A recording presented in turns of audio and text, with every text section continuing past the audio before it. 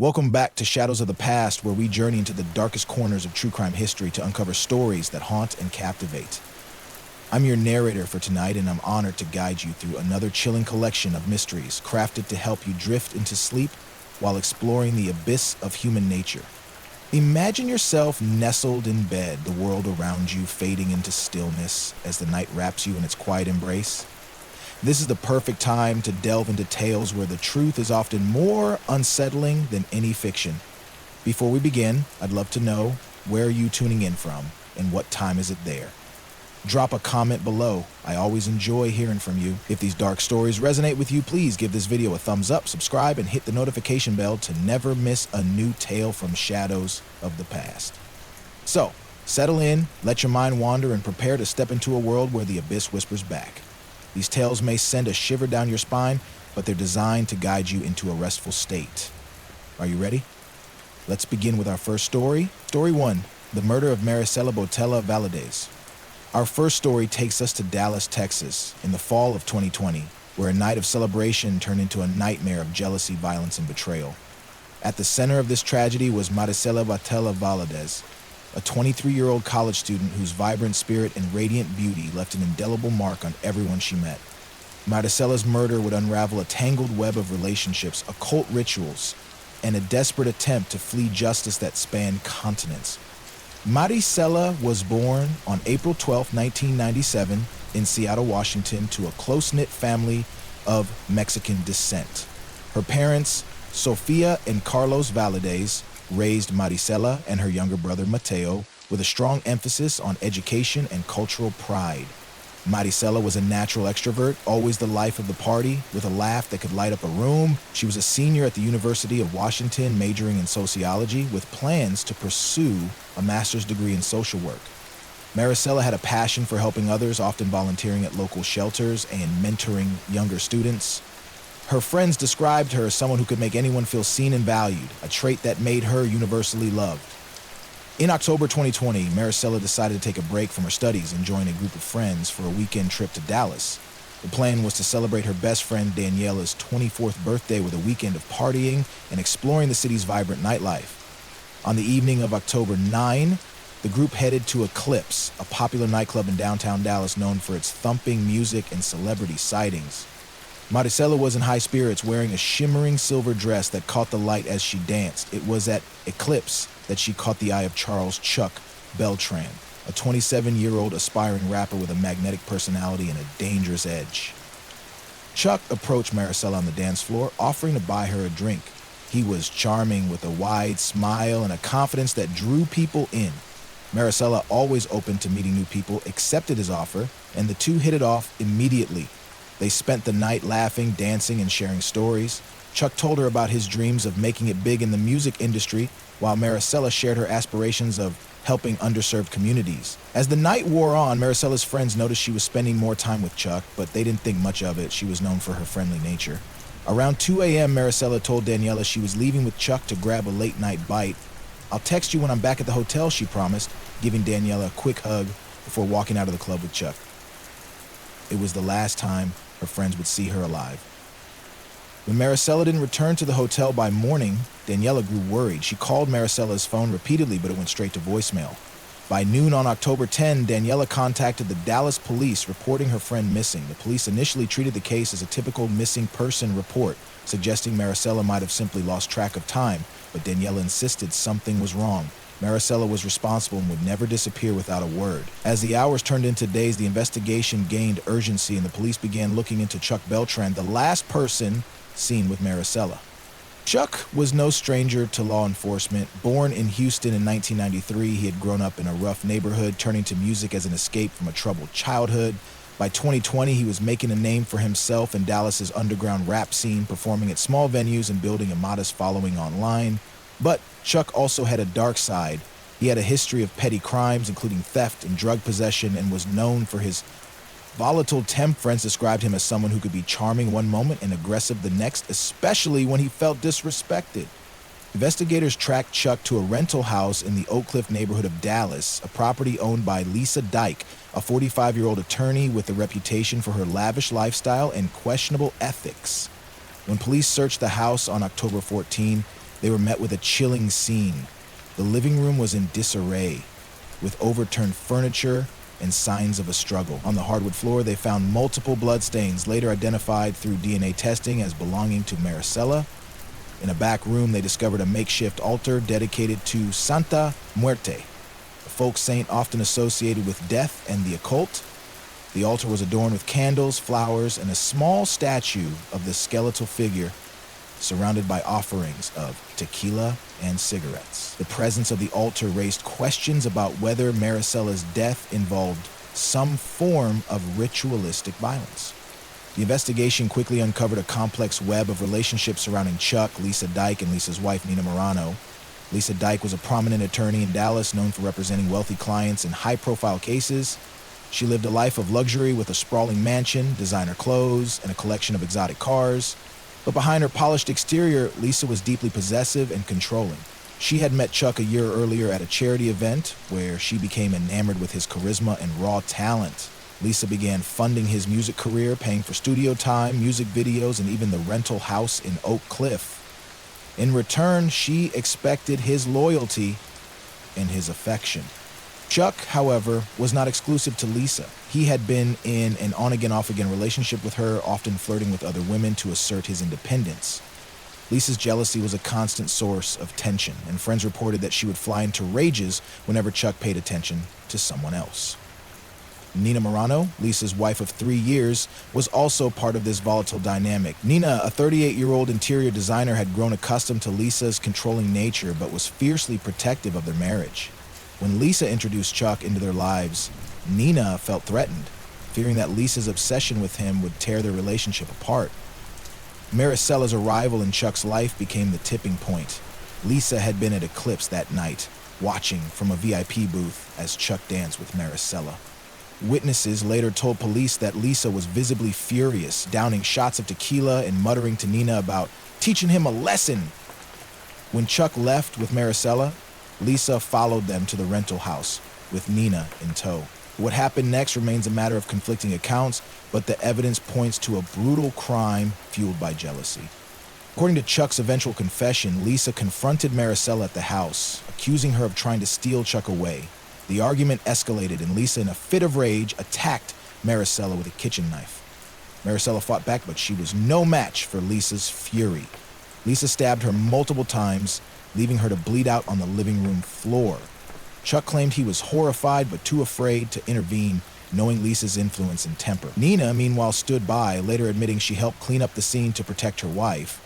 The trio then worked together to dispose of Maricella's body, though her remains were never found. Investigators believe her body was dismembered and disposed of in a nearby landfill, a theory supported by traces of Maricella's blood found in a garbage bin outside the house. After the murder, Lisa, Chuck, and Nina fled Dallas. Lisa and Nina used their wealth to escape to Cambodia, where they lived under assumed names for several months. Chuck, lacking their resources, hid out in Houston, staying with friends while trying to lay low. But their freedom was short-lived.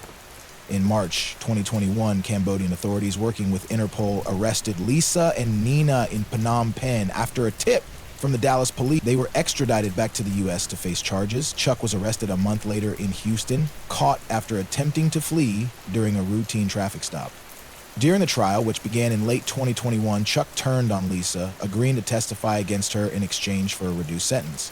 He admitted to helping dispose of Maricella's body, but insisted that Lisa was the one who killed her. "I didn't want any part of this," he told the court, his voice shaking. "But Lisa was obsessed with controlling me. She couldn't stand seeing me with Maricella." Lisa, for her part, denied the allegations, claiming Chuck was the killer and that she only helped cover it up out of fear. Nina corroborated Chuck's story, testifying that Lisa had a history of violent outbursts and that she had seen her stab Maricella. The evidence was damning. Maricella's blood was found on a knife in Lisa's possession, and text messages between Lisa and Nina revealed their plan to deal with the problem that night. In June 2022, Lisa Dyke was convicted of first-degree murder and sentenced to life in prison without parole. Chuck Beltran was sentenced to 12 years for tampering with evidence and accessory to murder, with the possibility of parole after 8 years. Nina Morano received a 7-year sentence for her role in the cover-up, eligible for parole after 5 years. Maricella's family was left to grieve a loss that could have been prevented. They spoke at the sentencing, their voices filled with anguish as they described the vibrant young woman whose life was cut short. Maricella was our light, her mother Sophia said, clutching a photo of her daughter. She had so much to give the world and it was stolen from her because of jealousy. The case highlighted the dangers of toxic relationships and the devastating consequences of unchecked envy, leaving a haunting reminder of how quickly a night of celebration can turn into a tragedy. Story 2, The Murder of Julie Manogue. Our second story takes us to Milford, Connecticut in the winter of 2022, where a mother's dedication to her children couldn't protect her from the violence of a past she tried to escape.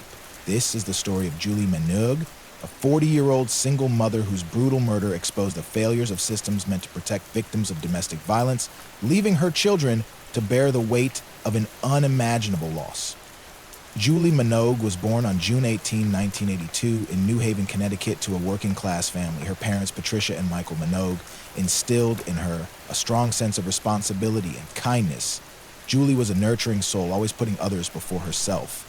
After high school, she pursued a career as a medical assistant, working at a local clinic where she was beloved by patients for her gentle demeanor. Julia had 3 children, Nicholas 15, Emily 12, and Lucas 9, whom she raised as a single mother after separating from her abusive partner Jan Anthony DeWitt in 2018. Despite the challenges of raising 3 kids on her own, Julie was a devoted mother, always ensuring her children felt loved and supported. Julie's relationship with Jan DeWitt had been turbulent from the start. Jan, a 42-year-old former Marine, met Julie in 2005 at a bar in Milford.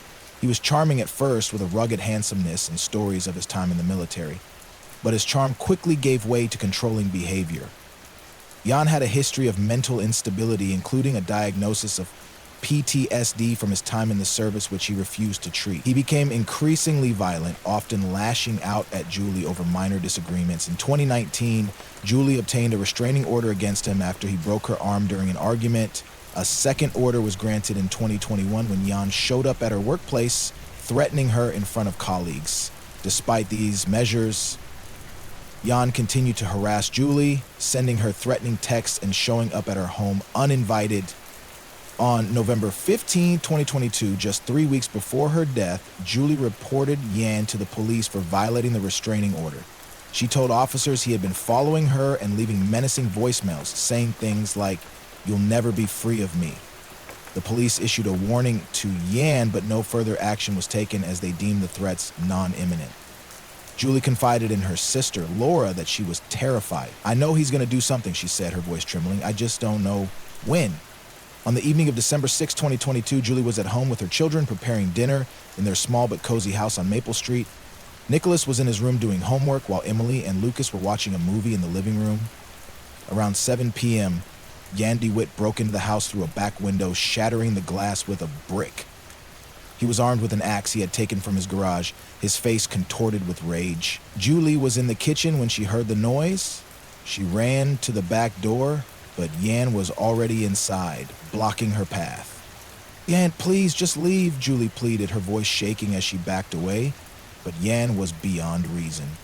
He lunged at her, swinging the axe with terrifying force.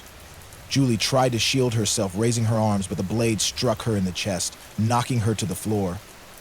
Jan attacked her repeatedly, striking her head, neck, and torso in a frenzy of violence. Julie's screams echoed through the house, but they were cut short as she succumbed to her injuries, her body lying in a pool of blood on the kitchen floor. Nicholas, hearing his mother's cries, ran downstairs. He froze in the doorway, his eyes wide with horror as he saw Jan standing over Julie's lifeless body, the axe still in his hand. Jan turned to Nicholas, his expression blank, and said, "She made me do this." Then he fled through the back door, disappearing into the night. Nicholas, trembling, grabbed his phone and dialed 911, his voice breaking as he told the operator, "My mom's been killed. Please help." Police arrived within minutes, but Julie was already gone. The scene was gruesome. Blood splattered across the kitchen walls. The axe left abandoned on the counter. Emily and Lucas, who had hidden in their rooms during the attack, were inconsolable, their cries echoing through the house as officers tried to comfort them. A manhunt for Jan DeWitt began immediately, with police setting up roadblocks and issuing an alert to the public. Investigators had no shortage of evidence. A Ring doorbell camera on a neighbor's house captured Jan approaching Julie's home at 6:55 p.m., the axe clearly visible in his hand. Another neighbor, a retiree named Margaret, reported seeing Jan running from the house shortly after 7 p.m., his clothes stained with blood. Inside the house, police found Jan's fingerprints on the broken window and the axe handle, as well as a threatening note he had left in Julie's mailbox days earlier, which read, "You can't hide from me." Jan was arrested the following day, hiding in a motel 20 miles outside Milford. He was disheveled, still wearing the blood-stained clothes from the night before. During questioning, Jan confessed to the murder, showing little remorse. "She was going to take my kids away," he said, his voice cold. "I had to stop her." He admitted to breaking into the house with the intent to confront Julie, claiming the attack was spontaneous, though the presence of the axe suggested premeditation. Jan Anthony DeWitt was charged with first-degree murder, violation of a restraining order, burglary, and child endangerment given that Julie's children were present during the attack. His bail was set at $5 million, 0 cents, and he was placed on suicide watch after making concerning statements to officers about not wanting to live with what he had done. The case drew significant attention in Connecticut, with advocates for domestic violence victims pointing to it as a tragic example of systemic failure. Despite Julie's repeated reports of Jan's harassment and the restraining orders, the police had not taken sufficient action to protect her. As of April 2023, Jan's trial was still ongoing, with a hearing scheduled for that month. Prosecutors were confident in their case, given the overwhelming evidence, including the ring footage, witness testimonies, and Jan's own confession. Julie's family, particularly her sister Laura, became vocal advocates for reform, pushing for better enforcement of restraining orders and more resources for domestic violence victims. "Julie did everything right," Laura said at the press conference, her voice breaking. "She reported him, she got the orders, she begged for help, and it still wasn't enough." Julie's children were left to grieve a mother who had been their rock.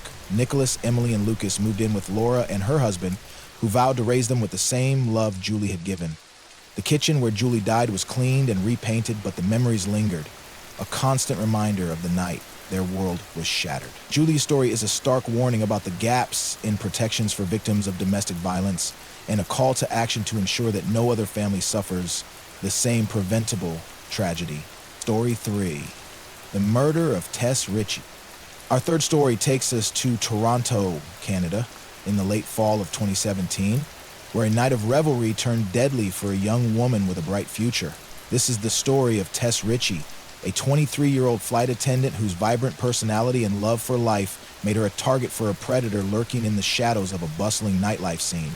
Tess Richie was born on May 5, 1994 in Ottawa, Canada, to a family of adventurers. Her parents, Ellen and David Richie, were both pilots, and they instilled in Tess a love for travel from a young age. Tess was a spirited child, always eager to explore new places, whether it was a hiking trail near her home or a bustling city on a family vacation. After high school, she pursued her dream of becoming a flight attendant, landing a job with Air Canada in 2016. Tess loved her job, which allowed her to see the world while connecting with people from all walks of life. She was known for her infectious energy, often organizing impromptu outings with friends and colleagues during layovers. On November 24, 2017, Tess was in Toronto for a short layover between flights. She decided to make the most of her evening by joining her friend Riley Samar, a fellow flight attendant, for a night out. The pair chose to visit Cruise and Tangos, a popular drag bar in Toronto's Church Wellesley Village, known for its vibrant performances and welcoming atmosphere. Tess was in high spirits, wearing a bright red dress that matched her fiery personality. She and Riley spent the evening dancing, sipping cocktails, and cheering on the drag performers, their laughter echoing through the crowded bar. Around midnight, Riley decided to head back to their hotel, as she had an early flight the next morning. Tess, however, wasn't ready to call it a night. "I'll be fine," she told Riley, giving her a quick hug. "I'll catch a cab back soon." As Riley left, Tess caught the eye of Kayan Schlatter, a 26-year-old man who had been watching her from across the bar. Kayan approached her, offering to buy her a drink. Tess, always friendly and open, accepted, and the two began chatting. Kayan seemed harmless at first, complimenting her dress and asking about her travels, but beneath his friendly facade, he harbored darker intentions.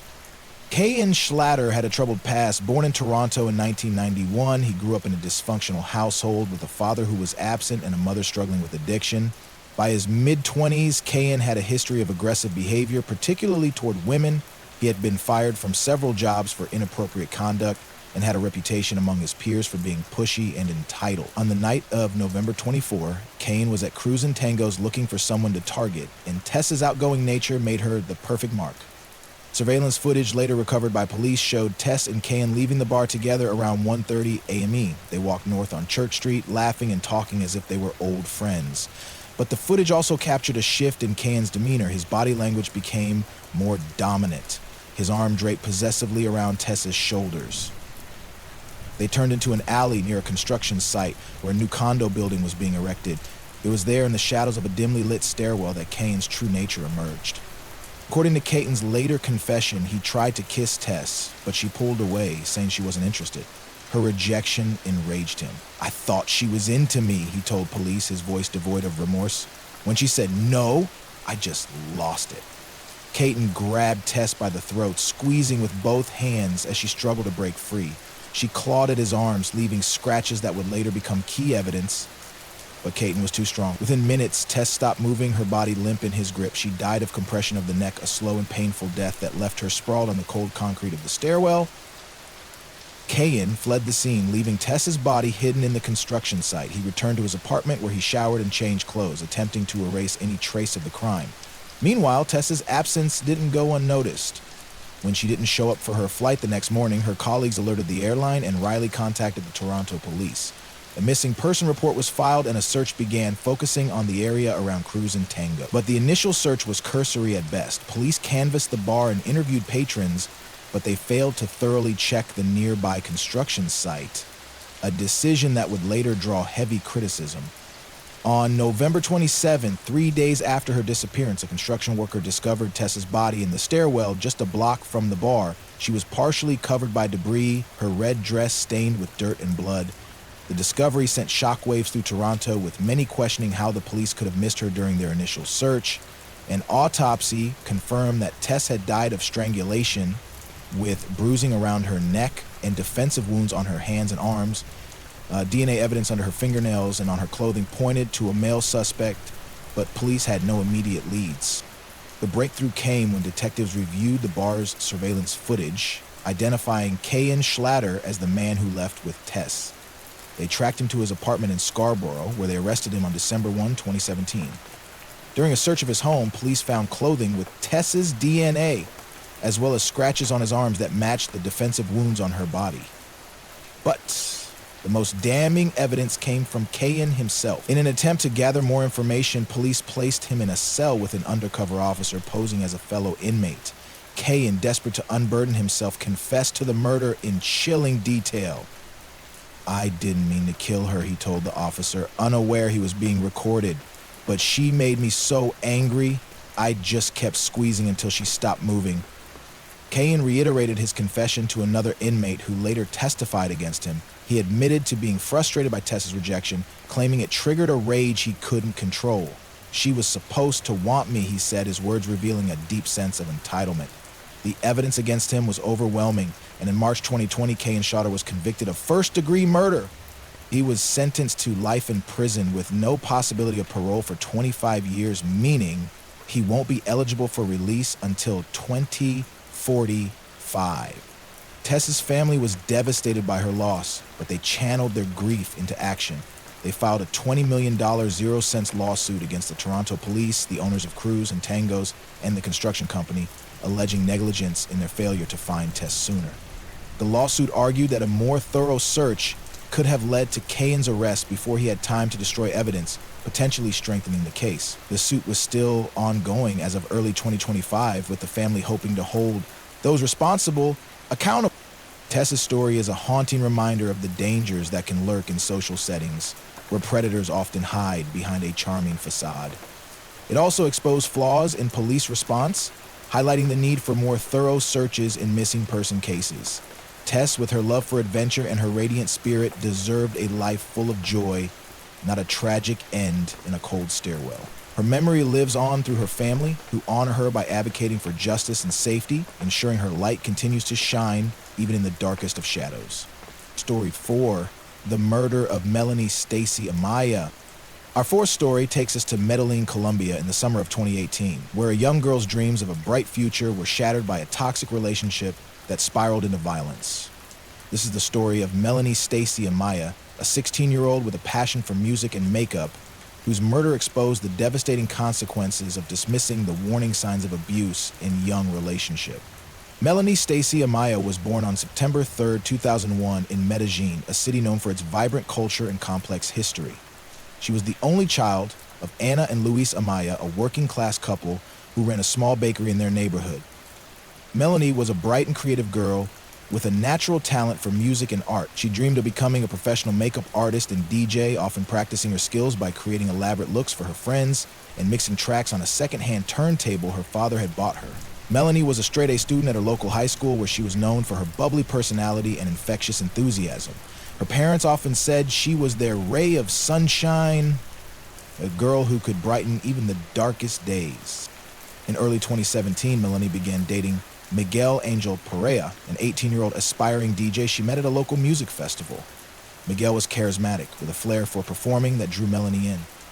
At first, their relationship seemed like a teenage romance straight out of a movie. They spent hours talking about music, attending parties together, and dreaming of a future where they could perform as a DJ duo. But beneath the surface, there were red flags. Miguel had a possessive streak, often demanding to know where Melanie was and who she was with. He would get angry if she didn't respond to his texts immediately, accusing her of being unfaithful. As the months went on, Miguel's behavior became more controlling. He pressured Melanie to skip school events to spend time with him, isolating her from her friends. He also introduced her to drugs, starting with marijuana but eventually encouraging her to try harder substances like cocaine.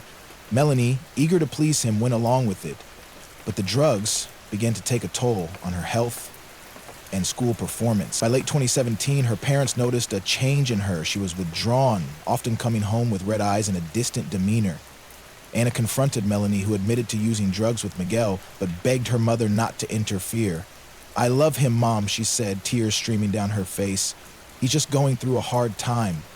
The relationship turned violent in early 2018. Miguel began physically abusing Melanie, leaving bruises on her arms and legs that she tried to hide with long sleeves. On one occasion, he slapped her during an argument at a party, prompting one of her friends to intervene. Melanie finally broke up with Miguel in March 2018, telling him she couldn't handle his behavior anymore. But Miguel didn't accept the breakup. He began stalking her, showing up at her school and the bakery where she worked part-time, sending her threatening messages like, "If I can't have you, no one will." Don and Luis grew increasingly concerned. They reported Miguel's behavior to the police, showing them the threatening texts and photos of Melanie's bruises, but the authorities dismissed their concerns, telling them it was just teen drama and that Melanie should stay away from him. The lack of action left the Amayas feeling helpless, and their fears proved tragically justified. On June 28, 2018, Melanie attended a friend's birthday party at a local club in Medellin. She was excited to celebrate, wearing a new dress and her favorite hoop earrings, determined to enjoy a night free from Miguel's shadow. Around 11 p.m., Miguel showed up at the club, uninvited. Witnesses later said he seemed agitated, pacing outside the entrance and watching Melanie through the window. When Melanie stepped outside to take a phone call, Miguel approached her, demanding to talk. She tried to walk away, but he grabbed her arm, dragging her into an alley nearby. What happened next was a brutal act of violence. Miguel, enraged by Melanie's rejection, attacked her with the knife he had brought with him. He stabbed her repeatedly, focusing on her face and chest in a fit of rage that left her unrecognizable. Melanie's screams were heard by a passerby who called the police, but by the time they arrived, Miguel had fled. Leaving Melanie's body in the alley, she was pronounced dead at the scene, her dreams of becoming a makeup artist and DJ extinguished in a matter of minutes. The Medellin police launched an investigation, but their initial response was slow, mirroring their earlier dismissal of the Amaya's concerns. They interviewed party guests and reviewed security footage, which showed Miguel dragging Melanie into the alley.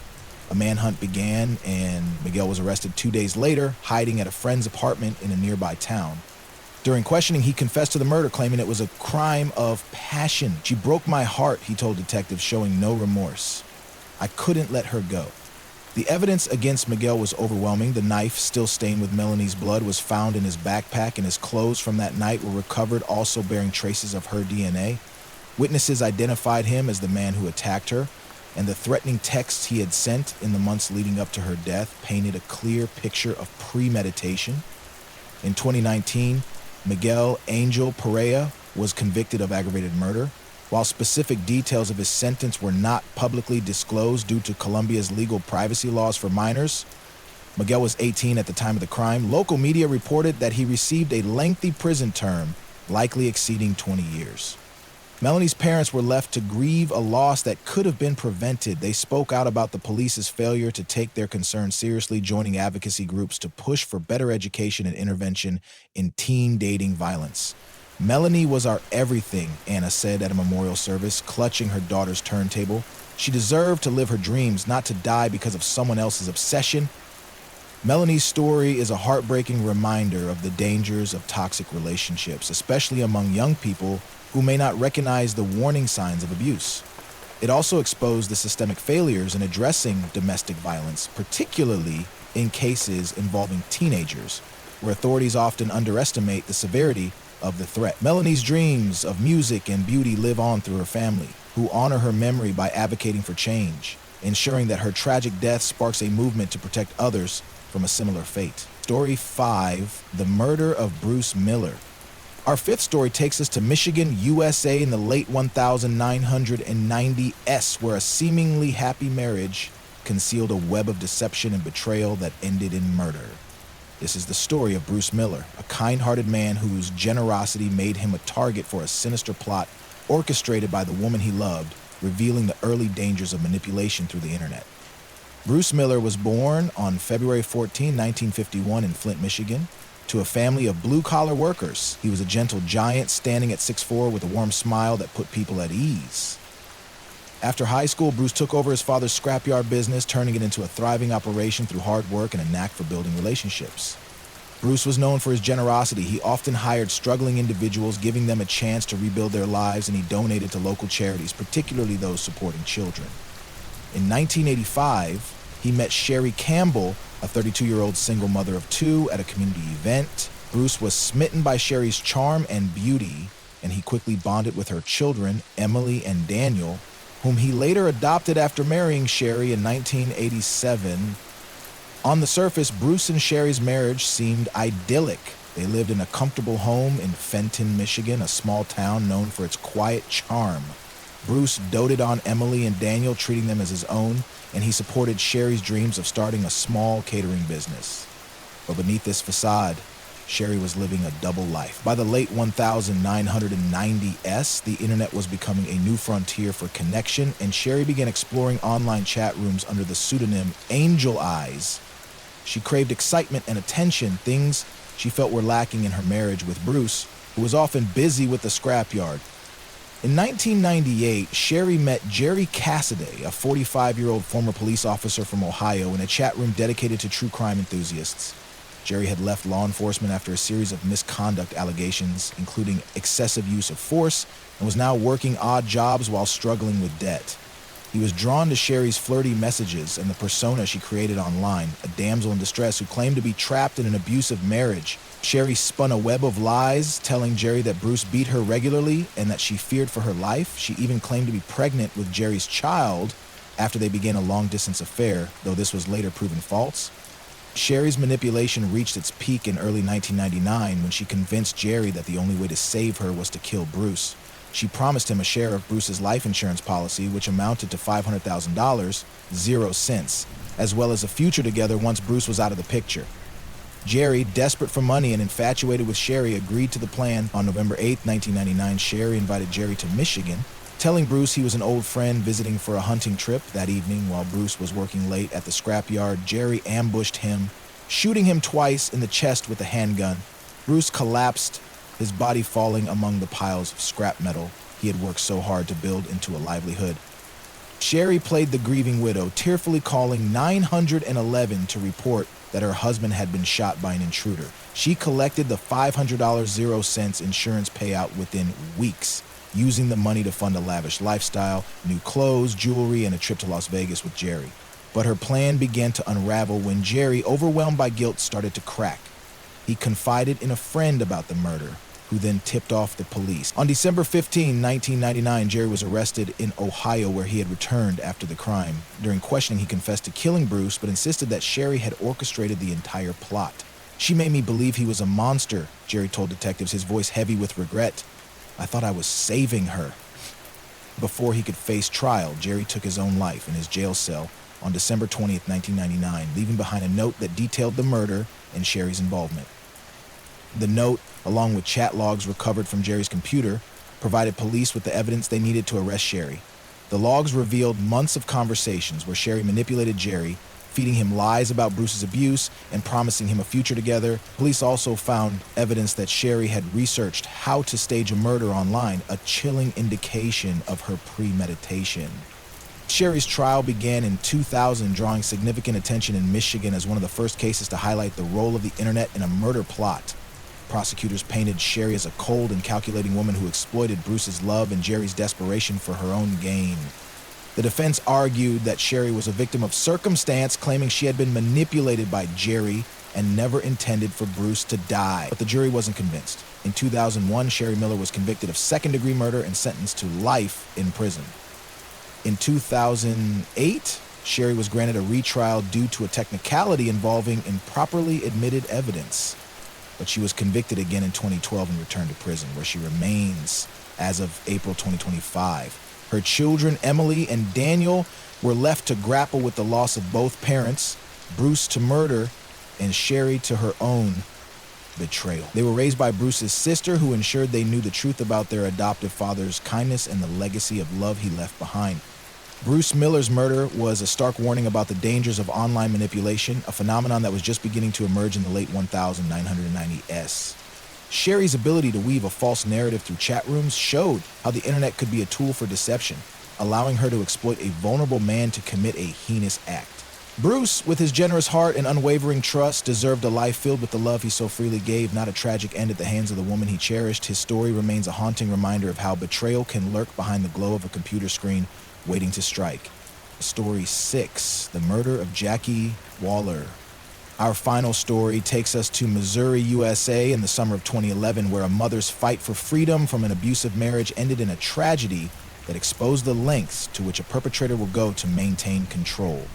This is the story of Jackie Waller, a 45-year-old mother of triplets whose resilience couldn't protect her from the violence of a man she once loved and the systemic failures that allowed him to evade justice for too long.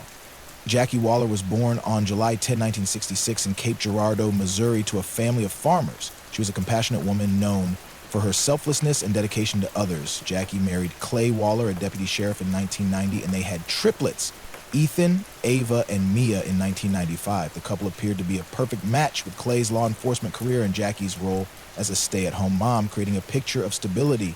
Behind closed doors, their marriage was a nightmare. Clay was controlling and abusive, often flying into rages over minor issues. He would belittle Jackie in front of their children, calling her worthless, and on several occasions he physically assaulted her, leaving bruises she hid with long sleeves. By 2010, Jackie had had enough. She filed for divorce, seeking full custody of the triplets, who were now 15 years old. Clay was furious, threatening to make her pay if she went through with the divorce. Jackie moved out of their shared home in Jackson, Missouri, renting a small apartment for herself and the children. She also obtained a restraining order against Clay, citing his history of violence. Despite these measures, Clay continued to harass her, showing up at her apartment unannounced and sending threatening messages. Jackie reported these violations to the police, but Clay's status as a former deputy sheriff gave him an advantage. He knew how to manipulate the system, and local authorities were hesitant to act against one of their own. On June 1, 2011, Jackie drove to Clay's house to pick up Ethan, who had spent the day with his father as part of their custody arrangement. It was supposed to be a quick visit, but Jackie never returned. When she didn't show up to take Ava and Mia to a school event that evening, the girls grew worried and called their aunt Cheryl, Jackie's sister. Cheryl contacted the police, reporting Jackie missing. The investigation quickly focused on Clay, the last person to see her alive. Police searched Clay's property, a rural home surrounded by dense woods, and found bloodstains in the garage, later identified as Jackie's through DNA testing. They also discovered a staged car accident nearby. Jackie's vehicle was found off the road with a flat tire, but the damage didn't match the scene, suggesting someone had tampered with it to make her disappearance look like an accident. Clay's behavior further raised suspicions. He was evasive during questioning, claiming Jackie had left his house around 4 p.m. and that he had no idea where she went. But phone records showed he had called her multiple times that day, and his demeanor was cold, showing no concern for her safety. As the investigation deepened, Clay's carefully constructed facade began to crumble. Neighbors reported hearing an argument at his house on the afternoon of June 1, and one witness saw him driving toward the Mississippi River late that night, an unusual time for a trip. In August 2011, under pressure from mounting evidence, Clay confessed to killing Jackie, though he claimed it was an impulsive act. He told detectives that they had argued about the divorce, and when Jackie threatened to take the children away for good, he snapped. He admitted to strangling her in the garage, using his hands to choke the life out of her as she fought to break free. Clay then revealed the location of Jackie's body. He had driven her remains to a sandbar along the Mississippi River about 30 miles from his home and buried her in a shallow grave. On August 15, 2011, investigators recovered Jackie's body, confirming through an autopsy that she died of strangulation. The burial site across state lines in Illinois added a federal dimension to the case, as Clay had transported her body across state borders, a violation of federal law. Clay Walter's confession came with a plea deal. In exchange for revealing the location of Jackie's body, he was allowed to plead guilty to second-degree murder rather than face a first-degree murder charge, which could have carried the death penalty. In 2013, Clay was sentenced to 20 years in prison for the murder, with an additional 35 years for federal charges related to transporting a body across state lines, totaling 55 years. Given his age, he was 41 at the time of sentencing. He is likely to spend the rest of his life behind bars. The recovery of Jackie's body brought some closure to her family, but it also exposed the failures that allowed Clay to act with impunity for so long. As a former deputy sheriff, he had used his knowledge of law enforcement to evade suspicion, staging the car accident and delaying his confession until he secured a plea deal. Jackie's sister, Cheryl, became a vocal advocate for domestic violence victims, pushing for stricter laws against abusers in law enforcement roles. Clay knew how to play the system, Cheryl said at a rally in 2014. He used his badge to hurt her, and no one stopped him until it was too late. Jackie's triplets, Ethan, Ava, and Mia, were left to grieve a mother who had fought so hard to protect them. They moved in with Cheryl, who raised them with the same love and strength Jackie had shown. The sandbar where Jackie was found became a place of pilgrimage for her children, who visit each year on her birthday to lay flowers and remember the woman who gave them everything. Jackie's story is a haunting reminder of the dangers of domestic abuse, particularly when perpetrators have the power to manipulate the systems meant to protect their victims. Her resilience in the face of violence continues to inspire those who fight for justice, ensuring her legacy endures.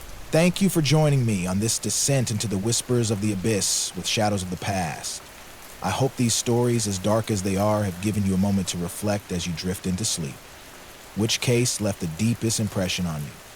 Was it the jealousy-fueled murder of Maricella Botella Valadez, or the preventable tragedy of Julie Manogue's death? Perhaps Tess Richie's vibrant life cut short, Melanie Stacy Amaya's dreams stolen by abuse, or Bruce Miller's betrayal through the early internet struck a chord. Maybe Jackie Waller's fight for freedom from abuse resonated most. Share your thoughts in the comments. I'd love to hear from you. These stories remind us of the fragility of life and the importance of vigilance and compassion. If you or someone you know is in a dangerous relationship, please seek help. There are resources available, and you don't have to face it alone. Cases like Tess's and Melanie's also highlight the need to stay aware of our surroundings, even in moments of celebration. Let's honor these victims by learning from their stories and advocating for a safer, more just world. If you found this video compelling, please give it a thumbs up, subscribe to Shadows of the Past, and hit the bell icon to stay updated on our latest uploads. We have more chilling tales waiting for you, so don't miss out. For now, I'll leave you to rest, letting the darkness of these stories fade into the night. Sleep well, and I'll see you in the next video.